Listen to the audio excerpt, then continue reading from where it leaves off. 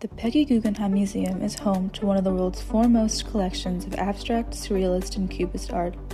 The museum was created to display the vast collection of Peggy Guggenheim in the building that was also her home for many years. I first visited this museum while traveling through Venice 3 years ago and more recently on a class trip last semester. My favorite parts of the museum were both the collection and its location. The museum itself displayed some of my favorite abstract painters, and I really felt like I understood more about Peggy Guggenheim by walking through her collection. Additionally, the museum sits right on the Venice Canal, so you can walk out into the balcony and see a view of the boats passing by. Peggy Guggenheim was born in New York in 1898, a daughter of the very wealthy Guggenheim family. Her uncle was Solomon R. Guggenheim, who began the Guggenheim Foundation in 1937 to support modern and contemporary art. Peggy Guggenheim was an avid collector of art. Starting in the 1920s when she moved to Paris, she made friends with many artists that are famous today, who advised her on building her collection. She was enveloped in the world of art wherever she went, organizing exhibitions, uplifting young artists, and being an art patron. In 1941, Peggy was forced to flee Europe with the rise of Nazis and returned to New York. There, she continued to work within the art world. In 1947, after the war had ended, Peggy Guggenheim wanted to return to Europe and decided to make her home in Venice. She found an unfinished 18th century building on the Venice Canal known as the Palazzo Venier dei Leoni. The structure was originally supposed to have 5 floors, matching the height of the other palaces along the canal, but it was never finished. Peggy was fascinated with the architecture of the building and decided to renovate it. While she was living in the building, it also housed her extensive art collection, and starting in 1951, she opened her house and her collection to the public. In 1970, she donated her palazzo to the Solomon R. Guggenheim Foundation, and a few years later, she donated her collection. Peggy Guggenheim passed away in 1979, and her ashes reside in the garden of her museum. She once said, "I dedicate myself to my collection. A collection means hard work. It was what I wanted to do, and I made it my life's work. I am not a collector, I am a museum." Today, the Peggy Guggenheim Museum has gone through many changes and expansions to adhere to the standards of a modern museum. Extra gallery space was added to accommodate temporary exhibitions. There is a gift shop, a cafeteria, and extra office spaces. The best way to view the facade of the museum is from the canal, but this is actually the back of the museum. To enter the front, you go through the other side of the building and walk through the sculpture garden, where you will find the real entrance to the museum. Since the original purpose of the building was as a home, there is no set path throughout the museum. The rooms are divided by their purpose: the living room, dining room, halls, and bedrooms. As you walk through the Peggy Guggenheim Museum, you are witnessing some of the most famous abstract surrealist and cubist artworks. The collection highlights works from Jackson Pollock, such as Enchanted Forest, made in 1947. Peggy Guggenheim was a patron of Jackson Pollock. After first meeting him as a carpenter, she fully financially supported him to make art and organized his first art exhibition. She also commissioned what is today one of the most famous pieces by Pollock, Mural, in 1943. It was her support of artists like Jackson Pollock and Willem de Kooning that helped give rise to the creation of abstract expressionism in America. Some of my favorite works in the collection were the surrealist paintings. Peggy Guggenheim supported many surrealist painters, and her second husband, Max Ernst, was a well-known surrealist painter. The collection shows works from René Magritte and Salvador Dali. One that stood out in particular was René Magritte's Empire of Light, which highlights his unique style of painting.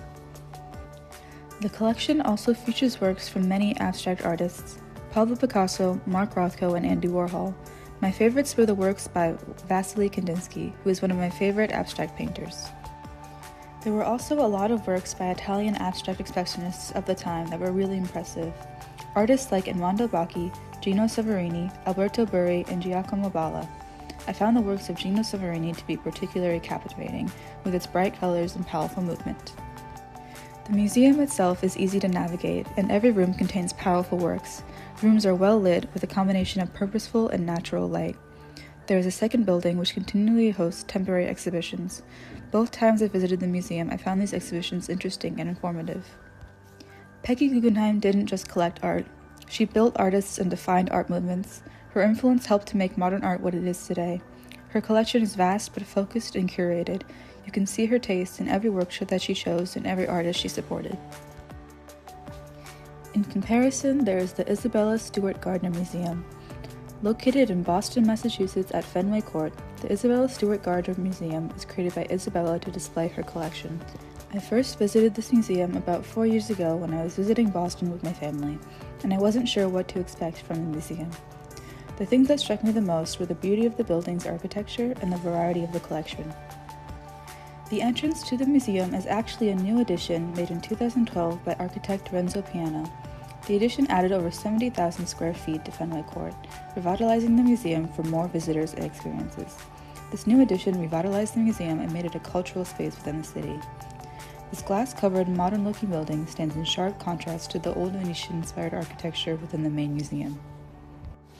Walking into the main museum, you are greeted by a flourishing garden courtyard and a view of the 3 upper floors of the museum covered by a glass ceiling. When designing this museum, the architect was tasked with making a Venetian-style palace due to Isabella's love for Venice. That is seen most clearly in this courtyard, which is visible from every gallery in the museum. The courtyard is decorated with overlapping architectural elements combining Roman, Byzantine, Gothic, and Renaissance architecture. If you look closely, you will see that only women are depicted in the decorations adorning the courtyard. Visitors are not allowed to actually step in the garden, so you view the central courtyard from the cloisters surrounding it. They are Romanesque-style cloisters made out of red brick. The halls are lined with sculptures from medieval European churches along with Roman sarcophagi and an Islamic tombstone. On the first floor, there is the Spanish cloister, framed with colorful tiles, ancient sarcophagi, and random architectural fragments. The main piece in this room is the famous painting by John Singer Sargent, El Jaleo. There is also a loggia connecting to this room, containing Chinese Buddhist sculptures. The Yellow Room, named because of the bright wallpaper, showcases 2 of Isabella's lifelong passions, music and contemporary art. There are objects highlighting different musical traditions and genres, alongside paintings by Matisse, Sargent, and Degas. The Blue Room is filled with objects reflecting Isabella's personal relationships, displaying works of art made by her close friends, as well as her furniture and bookcases. The Vaticino, or Little Vatican, is a narrow gallery located a few steps away from Isabella's personal desk in the next room. The room originally contained 1,850 objects ranging from fine works of art to photos of family and friends. 1,000 of the objects were books. The room was deinstalled in 1972 and put back together in 2019. The Macknight Room is dedicated to the works of Dodge Macknight, a contemporary watercolor painter. This is also the room where artists visiting Isabella would stay, artists like John Singer Sargent, who stayed with Isabella many times. Moving on to the second floor, there is the Early Italian Room, containing most of Isabella's Italian Gothic and Renaissance paintings. There are also several objects she collected from her travels through Egypt, the Middle East, and Asia. The Raphael Room is named after the Renaissance painter. In 1898, Isabella brought the first painting made by Raphael to the U.S. The room contains paintings by 15th and 16th century Italian painters, alongside ancient Roman decorations. Moving in between rooms, there's a space called the Short Gallery, with an informal viewing environment for showing off drawings and personal items of Isabella's. The little salon is decorated in the Rococo style and has a blend of different cultures with French paintings, German sculpture, and Italian furnishings. The Tapestry Room is a grand cavernous space meant to evoke the feeling of the Great Hall of a Northern European castle. This space was once used as a concert hall. Along the walls, there are a series of 10 large Flemish tapestries depicting the life of the ancient Persian king Cyrus. The Dutch Room contains Isabella's Northern European art. In 1896, Isabella's purchase of a self-portrait by Rembrandt was what inspired her to build a museum. This room has works from some of Northern Europe's greatest portrait artists, such as Peter Paul Rubens and Albrecht Dürer.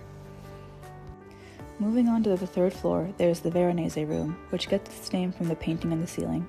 The coronation of Hebe, at the time attributed to Veronese, is the centerpiece of the room.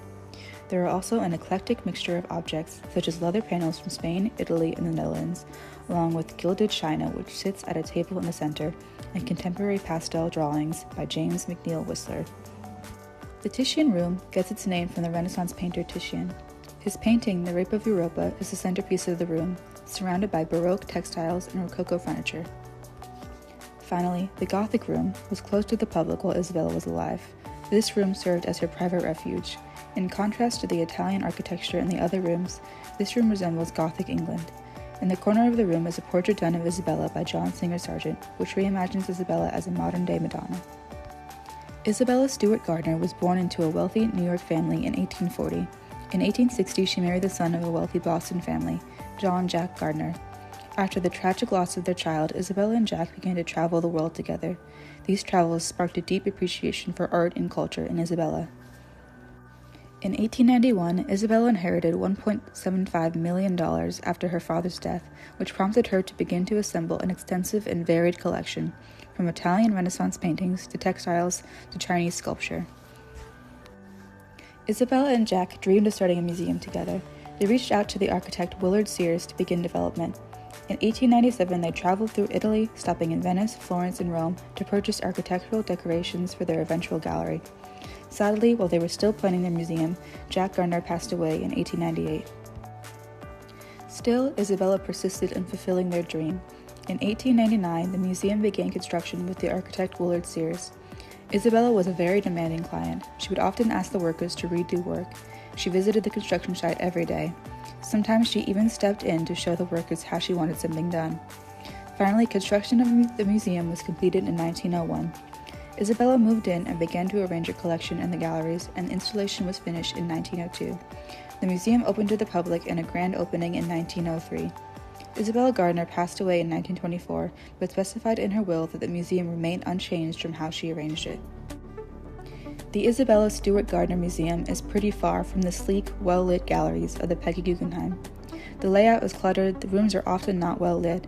You are likely to find a 17th century Japanese sword and a Renaissance masterpiece in the same room. Still, when I visited the museum, I found myself enjoying the chaos. I never knew what I was going to see next. Peggy Guggenheim and Isabella Gardner were alive at the same time.